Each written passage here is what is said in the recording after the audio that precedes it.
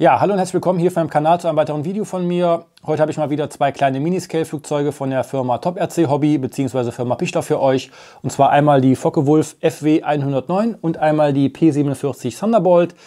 Die Modelle sind ein bisschen kleiner als die Mustang, die ich euch schon mal vorgestellt habe hier im Hintergrund. Da verlinke ich euch das Video auch mal hier oben nochmal. Beide Modelle natürlich RTF und dank des Materials und Gyros auch wieder relativ anfängertauglich. Das Beste, ich darf wieder einen Flieger an euch verlosen. Alles weitere dazu am Ende des Videos. Heute zeige ich euch wieder erst einmal, was alles mitgeliefert wird. Ich zeige euch die Flieger und die Fernsteuerung mal etwas genauer. Und am Ende gehen wir natürlich auch noch fliegen. Dann legen wir am besten direkt los. Viel Spaß und bis gleich. Dann packen wir den Flieger mal zusammen aus. Dazu müssen wir einmal die Styroporanlage hier aus dem Karton ziehen.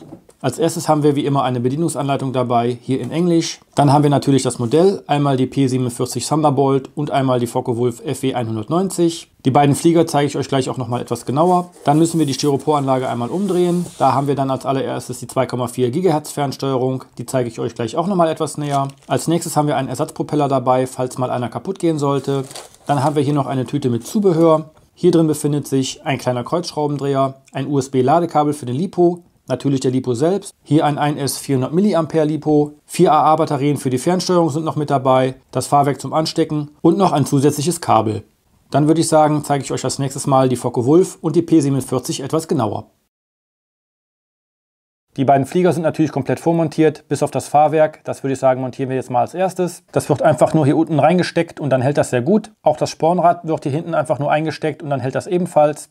Das ist auch bei beiden Flugzeugen gleich. Der komplette Rumpf beider Flieger besteht aus EPP bzw. EPO und halten somit auch einige unkontrollierte Landungen aus. Die Tragflächen, der Rumpf und sogar die Ruder sind hier noch verstärkt mit Gestängen. Dadurch, dass das lackiert ist, kann ich jetzt nicht genau sagen, ob das jetzt Carbon- oder Kunststoffgestänge sind. Gesteuert werden ebenfalls beide Flieger natürlich über die Motorsteuerung und Höhen-, Seiten- und Querruder, also alles wie bei einem echten Flugzeug. Zur Ansteuerung der Ruder wurde jeweils ein Mikroservo verbaut. Auch für das Querruder gibt es dann, wie man sehen kann, nur ein Servo, das dann beide Querruder ansteuert. Der Propeller wird angetrieben durch einen 1020er Cordless-Motor. Wenn der Propeller mal kaputt gehen sollte, kann man den einfach hier abklipsen. Zum Montieren muss man dann etwas auf die Position der kleinen Noppen hier achten. Das sind die Mitnehmer, damit der Propeller nicht durchdrehen kann. Dann einfach wieder in der richtigen Position draufstecken und fertig. Das Besondere an den beiden Modellen ist auch noch, dass die beide OpenTX-kompatibel sind. Das heißt, ihr könnt hier nicht nur mit dieser Standard-Fernsteuerung fliegen, sondern zum Beispiel hier mit so einer Taranis-Fernsteuerung, die OpenTX-kompatibel ist.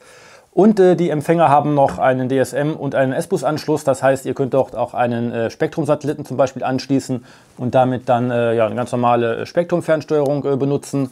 Ihr könnt natürlich auch den Satelliten von der Firma Master daran anschließen. Den gibt es zum Beispiel auch bei der Firma Pichler zu kaufen. Zur Stabilisierung wurde hier natürlich wieder ein Gyro verbaut. Den kann man dann per Fernsteuerung in 3 Stufen einstellen. Das zeige ich euch gleich nochmal. Vorne unten haben wir dann das Akkufach. Das kann man einfach hier aufklappen. Da muss man so ein bisschen das Kabel rausfummeln und dann kann man den LiPo anschließen, verstauen und die Klappe wieder schließen. Die Spannweite beträgt bei beiden Fliegern 405 mm und haben ein Abfluggewicht von ca. 70 Gramm. Und die Flugzeit beträgt in etwa 15 Minuten, natürlich je nach Flugstil. Die Optik der Modelle finde ich in dieser kleinen Größe auch ganz gut gelungen, auch wenn die jetzt nicht super detailliert sind. Aber hier wurden zum Beispiel die Blechstöße mit angeformt, sowohl bei der Focke als natürlich auch bei der P47. Beide Modelle haben auch noch ein paar passende Aufkleber angebracht. Die Lackierung ist auch bei beiden Modellen gut gemacht, wobei die dunkelmatte Lackierung der Focke für meinen Geschmack etwas besser passt als die silberglänzende Lackierung der P47 Thunderbolt. Denn hier sieht man etwas mehr die typische EPP-Struktur durchkommen als bei der matten Lackierung der Focke. Auch auf der Unterseite sind die Modelle ganz gut gelungen. Hier haben wir natürlich auch noch ein paar Blechstöße abgebildet und wir haben hier auch noch ein paar Dekorelemente angebracht. Im Großen und Ganzen sind aber beide Flieger wirklich sehr schick geworden und es ist ja auch Geschmackssache, welchen Flugzeugtyp man lieber mag. Wenn man an die Technik möchte oder zum Beispiel einen DSM-Satelliten anschließen möchte, muss man einmal die Tragfläche abschrauben. Das geht aber hier über diese eine zentrale Schraube ganz einfach. Dann kann man die Tragfläche abnehmen und kommt direkt an die ganzen Komponenten dran. Hier sieht man dann auch das Multiboard mit Regler, Empfänger und Gyro. Die beiden zusätzlichen Anschlüsse für DSM und S-Bus. Und die beiden Servos für das Seiten- und Höhenruder. Bei der P47 müssen wir die Tragfläche nicht abnehmen, da versteckt sich das Multiboard hinter dieser Abdeckung. Die müssen wir einmal abnehmen. Dann kommen wir auch an den DSM-Anschluss und an den S-Bus-Anschluss dran. Und hier haben wir natürlich auch das komplette Multiboard und die beiden Servos. Ja, das war es jetzt mit dem detaillierten Blick auf die Focke und auf die P47. Ich zeige euch jetzt nochmal eben die Fernsteuerung und die Funktionen und dann gehen wir natürlich nochmal fliegen. So, dann zeige ich euch wie immer noch mal kurz die Fernsteuerung. Wir haben auch hier wieder eine ganz normale günstige Vierkanal-Fernsteuerung. Natürlich alles aus Plastik, sowohl die Sticks als auch die Knüppelaggregate und die ganze Fernsteuerung. Liegt aber trotzdem gut in der Hand. Die Größe ist ganz gut. Wir haben hier in der Mitte den einen Ausschalter wieder. Wir haben hier die 2 Knüppelaggregate, wo wir hier in dem Mode 2 den Gaskanal wieder ohne Feder haben. Wir haben um die Knüppelaggregate wieder die 3 Trimhebel oder Trimschieber zum Trimmen der 3 Kanäle. Der Trimhebel für den Gaskanal ist dazu da, um diese, ich sage jetzt mal, Return-to-Home-Funktion zu aktivieren. Die muss man einmal am Anfang, glaube ich, aktivieren und dann nachher im Flug kann man die dann ausführen. Auf der Rückseite haben wir das Batteriefach. Hier kommen dann die mitgelieferten 4 AA-Batterien rein. Wir haben hier vorne stirnseitig auf der linken Seite einen Druckknopf. Damit können wir dann die Akrobatik-Funktion ausführen. Wenn wir den drücken einmal, dann wird er aktiviert und dann können wir mit der Querruder- oder Höhenruder-Taste bzw. Stick entscheiden, ob wir eine Rolle oder ein Looping fliegen wollen. Das führt er dann, wie gesagt, automatisch aus. Auf der rechten Seite haben wir hier nochmal einen 3-Stufen-Schalter. Da haben wir in der untersten Stellung den Expertenmodus, da ist der Gyro komplett ausgeschaltet. In der mittleren Stellung haben wir so eine mittlere Empfindlichkeit bzw. Gyro-Funktion und in der obersten Stellung haben wir den Beginner-Modus. Da wird dann der Gyro wahrscheinlich seine beste Arbeit leisten für den Anfänger.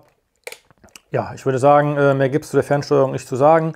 Wir haben hier auch kleine Füßchen, da können wir die auch wieder hinstellen. Wir können die hier mit dem Griff wieder festhalten.